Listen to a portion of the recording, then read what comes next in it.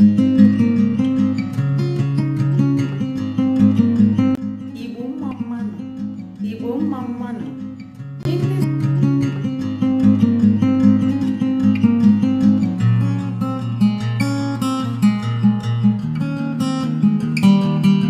Hi everyone, how hyped was that last video?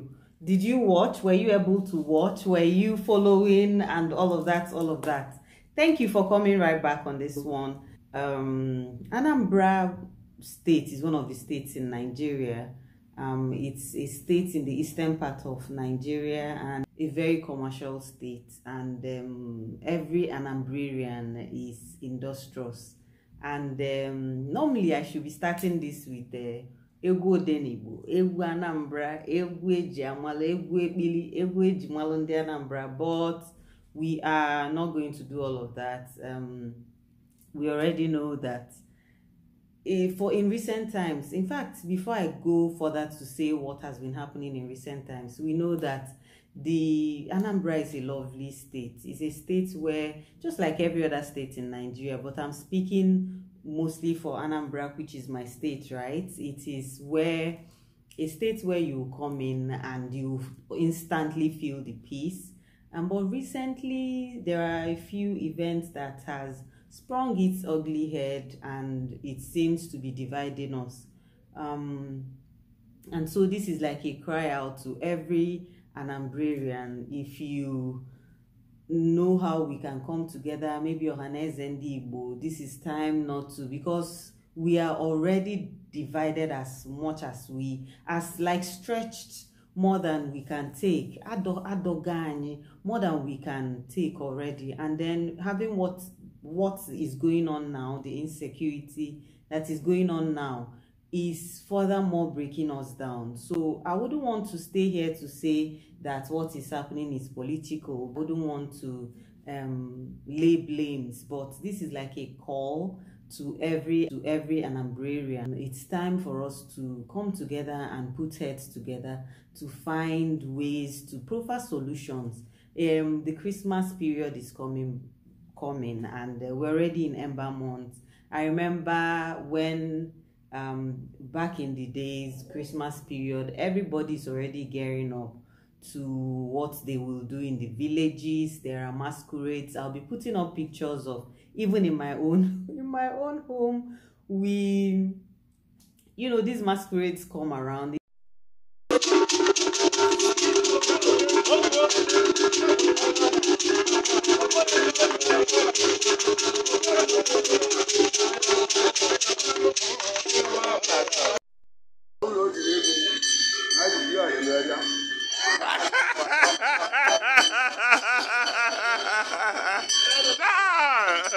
So depending on your belief, they come to welcome you back home. They identify themselves as a union with their flag or their banner. But these days, these things don't happen like this anymore. Nobody wants to be recognized or welcomed back home in any special way, because then that means you're a target.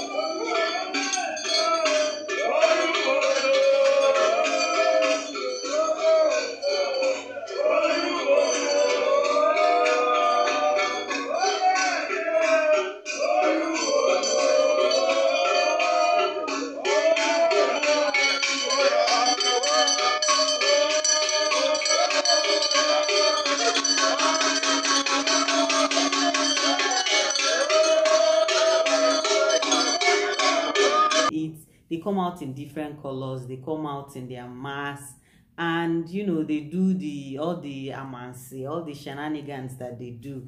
But it's painful to see that Christmas is coming.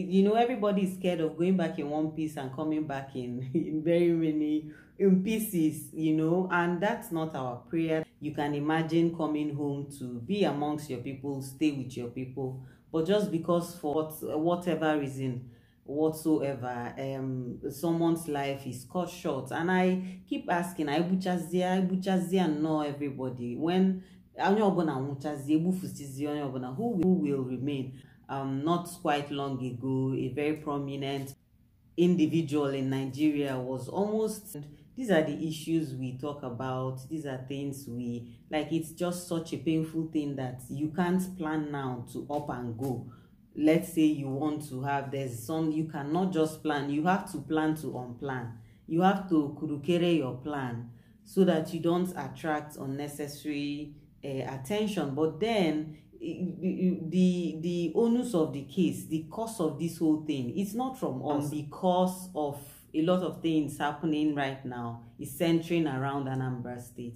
It's beautiful to see how all these states have branched off on their own, doing so well, growing, understanding themselves well, developing, and holding true to themselves and to their roots.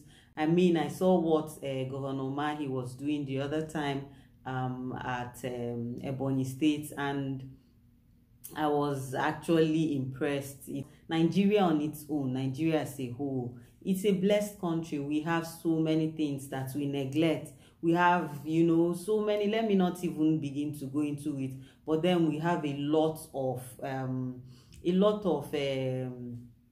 natural blessings, natural endowments, if I must say it that way, natural things that we are blessed with. So let me quickly just continue what I'm saying, and I think a lot of us know this already. So back to what I was saying, I've been to Ebonyi State, and when I was there, the state was budding. It was coming up. Even with the coming up, they're all doing well, you know, ready to impute themselves and, you know, and develop. Everybody was hungry to develop that particular region. And going back now, if you see Ebonyi State, oh my. If you see Ebonyi State, and then there's this, I think it's called the David University, University of Medicine, that was just built, I think, last year and commissioned. It's, in fact, it's transformed a lot of things, and building that institution there, imagine how it will draw in a lot of it will just draw in students, people from all over, you know, development, and that's what we want. That's what we know the Igbo man for generally. Manandi Bienisi Anambra, we carry this thing for head. Not that we are here to say this person has it more than this other person, not that, but it's a given fact that the Anambra man will want to, the Igbo man generally will be here and will want to over-establish where he is. No, we can never really pinpoint why this insecurity is the way it is right now in Anambra State. And you know, you begin to ask yourself questions. Are we coming together, or are we breaking it apart? I thought that's what we are clamoring for, is that togetherness. Are we actually coming together, or are we breaking apart? Because you cannot come out to say these people are doing this because they want the politicians to listen to us, or you say these people are doing it. Nobody even knows what is actually going on. Nobody knows. Nobody knows. And that becomes very scary, because you have a situation at hand. The government cannot come in. The normal common man cannot come in.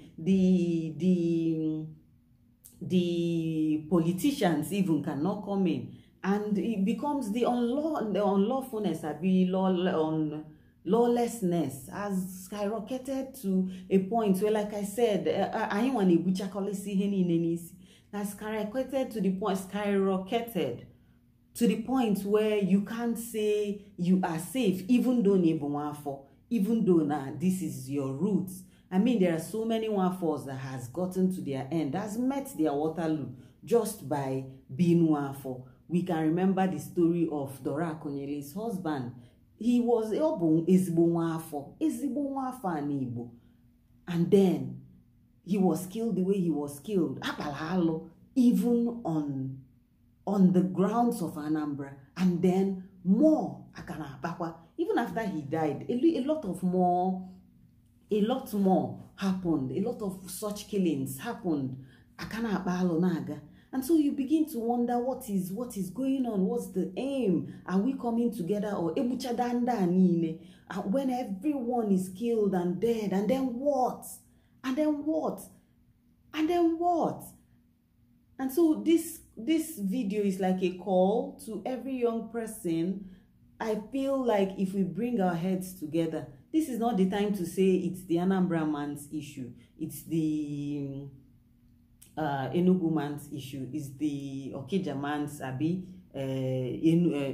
Ebonyi man's issue. This is a time for, because if what we are clamoring for is for that togetherness, I think this is a time for us to put heads together and find ways to bring this to an end. Because I am we won't be on our father's land and then we are running from our roots.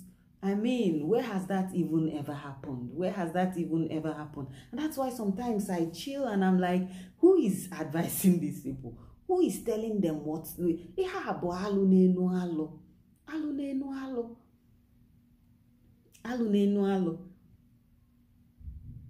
And so it takes me back to a whole lot of things. But I don't want to make the video very cumbersome. I don't want to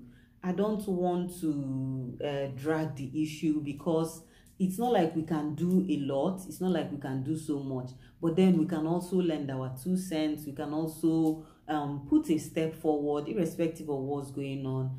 We can see that there are still a lot of people who are, you know, coming out, bringing themselves out to do one thing or the other. I mean, if I put up videos here, I think I'll put up that video. I'll put up a few videos. You will find that it's kind of almost looking like a lost cause, but it's not too late. If there are ways, instead of encouraging these people and saying yes, kill them or this or that, there are ways we can come together and do better. We have well over 200 and something ethnic groups. God has blessed this country with well over 200 and something ethnic groups, and each one is unique in its own way. Each one is here for a reason. Each one is doing something in Nigeria, you know, blessing this land with a purpose. And I believe that we are not signaling out the Igbo man just to say that we are this, we are that. We are what we all are. Without the Igbo man, there will be no Yoruba man. Without the Yoruba man, there will also not be an Igbo man. No matter how you want to argue this, the Igbo man is enterprising because he sees the Yoruba man that will buy from him. The Yoruba man is good at what he does also, because there's an Igbo man that he gets to engage in him in these things. And so you find that we are all intermarried. You find that we are all intertwined in sharing our uniqueness, in sharing our brilliance, and without each other there will not be a Nigeria. And so my point or in this video is that we begin not to see the Igbo man away from every other person, or we just say it is, although this is what has been in time past, this is what we've known. I mean, it's so bad that when you come into a university or an establishment, believe you me, the next question or one of the questions he will ask, or maybe the next question he comes up with immediately after asking you your name is, where are you from? Let's say your name is just an English name, and so he can't pinpoint where you're from your name. The next thing is, where are you from? And it's something that has come to, I don't know, it's something we have all known. And my point really is, it is time for us to begin to just find ways to get it better. If there are ways we can begin to tender positivity and reason to these ones, I think it will go a long way. Maybe not so much, just to show kindness, just to extend that kindness, just little gestures that make you a human being, that tender to that empathy side of the human. If we allow fear to envelope us, if you cower in fear, then evil will take glory. Evil will dominate. And so you just don't cower in fear. We are all Nigerians. We all can do. whichever position you find yourself. Pepper seller, no. I remember a story, I think he was a YouTuber.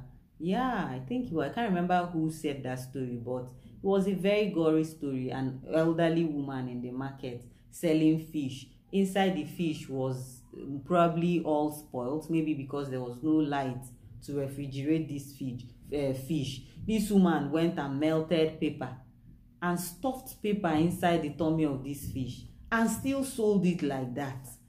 An elderly woman, just fish. Oh, this lady got this fish and went home to wash fish. It turns out that what the insides, everything inside, like the pains this elderly woman took to scrape out what was inside the fish and stuff in paper.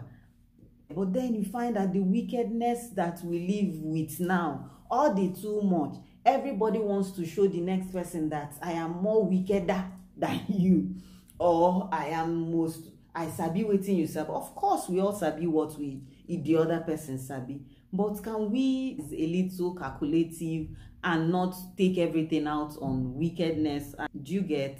Everything is not about wanting to outdo the other person, but it starts from just one person doing it right. The point is, let the good drown out the evil. The ifeojo is too much. The ifeojo is too much. I remember those days when if someone dies or if one bad thing happens that everyone will hear, it will shake the whole community. It will shake the whole town. This may not be very wholesomely achievable, but it can be done. It can be done. And I encourage every young person today, I encourage everyone, it's a together thing. Let the good drown out the evil. We have children who are looking up to us. We have children who are coming up, and I'm like, you know, it's so bad now that no waka maga nkuzidi n'ụzọ.